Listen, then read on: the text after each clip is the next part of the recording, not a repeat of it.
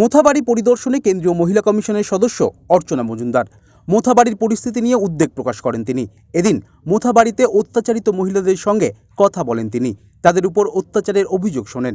বিস্ফোরক অভিযোগ করেন গ্রামের মহিলারা বহিরাগতদের দিয়ে এই ঘটনা ঘটানো হয়েছে, এমনটাও অভিযোগ করেন কেন্দ্রীয় মহিলা কমিশনের সদস্য।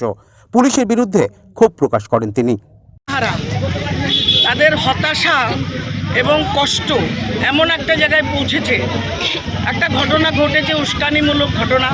সোশ্যাল মিডিয়ায় দেখা গেছে একটা প্রচার হয়েছে একটা উস্কানিমূলক, এবং সঙ্গে সঙ্গে হাজার খানিক এক সম্প্রদায়ের লোক ঢুকে আরেক সম্প্রদায়ের দোকান বাড়ি ভাঙচুর, তোড়ফোড়, ভয় দেখানো, যা কিছু করার করেছে, এবং এমনকি মন্দিরও ভাঙচুর করেছে, ঠাকুর। তার একটা রিটালিয়েশন হবে। পরবর্তীকালে হিন্দু সম্প্রদায় থেকে দু চারজন আবার ছেলেরা বেরিয়েছে, সেই সময় পুলিশ বেরিয়ে তাদের ভিডিও করেছে এবং তাদের ছবি তুলেছে, তাদের অ্যারেস্ট করেছে। এদের বক্তব্য, আমরা মার খেলাম, আমাদের দোকান ভাঙচুর হলো, আমাদের লুটপাট হলো, আমাদের যথাসর্বস্ব খোয়া গেল, আর তারপরে আমাদের ছেলেদের তুলে নেওয়া হলো।